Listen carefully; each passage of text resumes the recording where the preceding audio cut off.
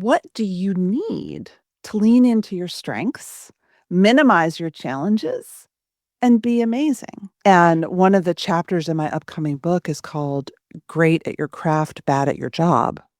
Yeah. Because so many of the people I've interviewed, and this was true in school too, they're really smart. They're really good at what they're good at, but they have what's called a spiky profile of abilities, and they really Yeah. struggle with things that other people might find not a big deal, like sitting still or answering their emails. If I'm listening in here and I'm struggling a little bit, like, is it that I understand myself first and then I ask for accommodations at work?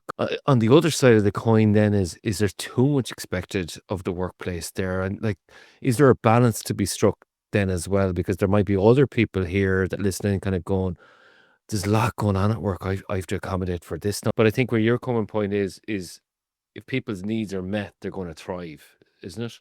If you're listening to this podcast Yeah. and you relate to what I'm saying, you feel like, oh man, I have a tricky brain.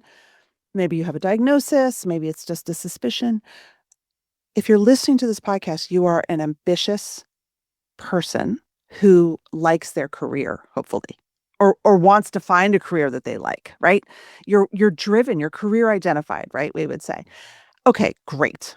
So, what do you need to lean into your strengths, minimize your challenges, and be amazing? Yeah. I would say, I mean, my prescription in my forthcoming book is pretty straightforward. And again, it's based on all the research, which is the first thing is you have to understand yourself. And this is true for all leadership.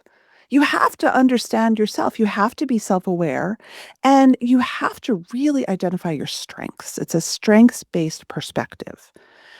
What am I uniquely great at? What's challenging for me? Where do I constantly run into roadblocks? Are there patterns, right?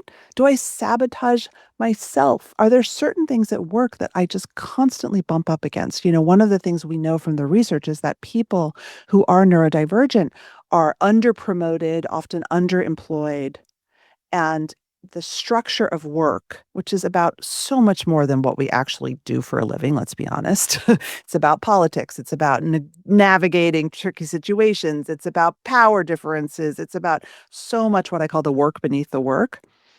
They struggle with that. And then think about what is the calculus of how I can play more to my strengths and minimize my challenges.